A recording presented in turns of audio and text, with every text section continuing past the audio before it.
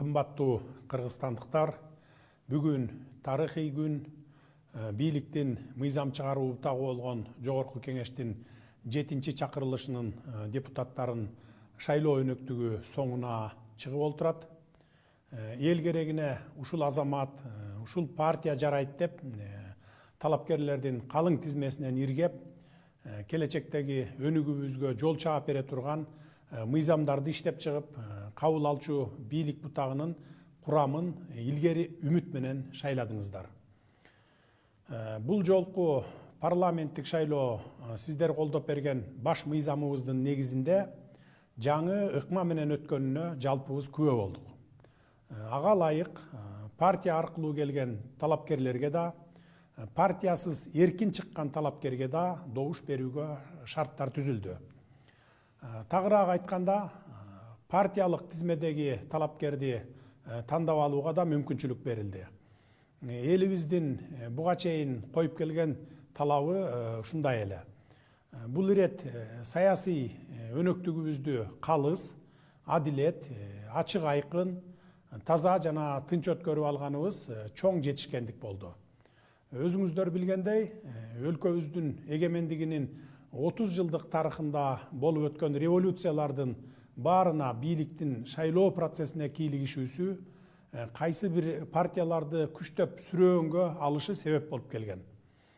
Биз калыстыкты туу туткан калкыбыздын эркине каршы келген мурдагы жагымсыз окуялардан сабак алып, парламенттик шайлоону таза, мыйзам талаптарына ылайык өткөрүүнү башкы милдетибиз катары кабыл алганбыз. Биз демократиялык өлкө катары ушул милдетибизди так аткардык десем жаңылышпаймын.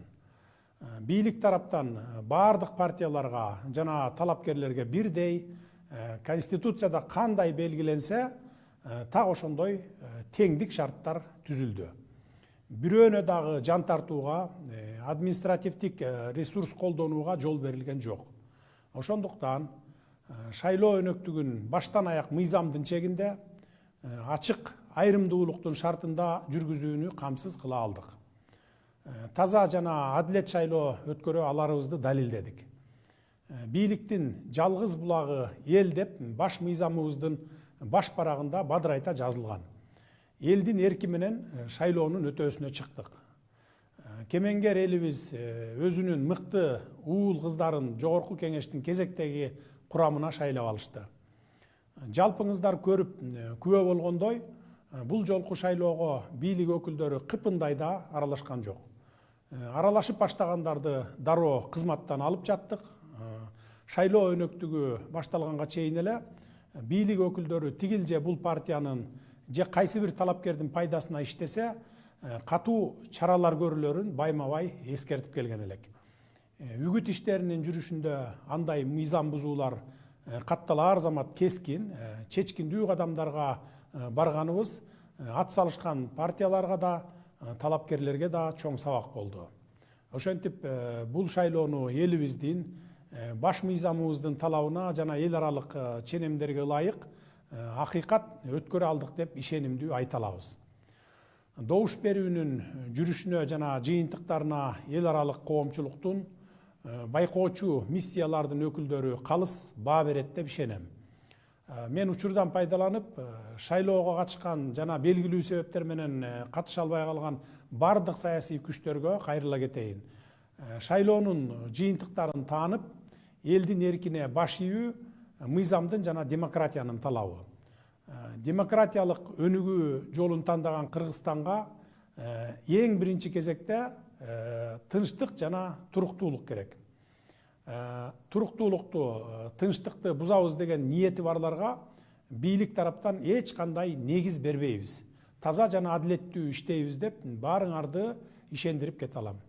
Кимде-ким негиз жок эле тынчтыкты, туруктуулукту бузам деген аракети болсо, андай жарандарга катуу чаралар көрүлөт.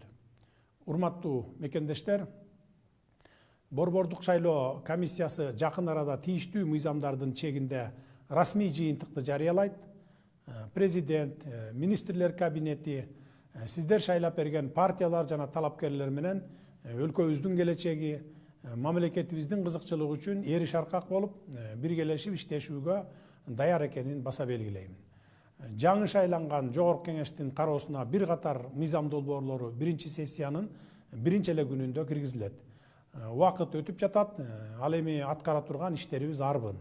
Эми өлкөбүздө алдыдагы 5 жыл ичинде ири саясий өнөктүктөр болбойт. Биз бул мезгилде Кыргызстандын экономикасын көтөрүүгө, элибиздин жашоо турмушун жакшыртууга багытталган иш аракеттер менен гана алек болушубуз кажет. Элибиз бизден азыр чечкиндүү жана натыйжалуу чараларды талап кылууда. Бийликтин 3 бутагы чогуу чаран иш алып барып, Кыргызстаныбыздын өнүгүшүн камсыздашыбыз зарыл. Ал үчүн жаңы шайланып келген парламенттин депутаттары менен жемиштүү кызматташып, албан ийгиликтерге жетишебиз деген ишеним чоң. Элибиздин үмүтү да, көксөөсү да, күткөнү да ошол. Жергебизде ар дайым тынчтык болуп, береке кут болсун. Элибиздин ынтымагы, мекенибиздин бүтүндүгү бекем болсун.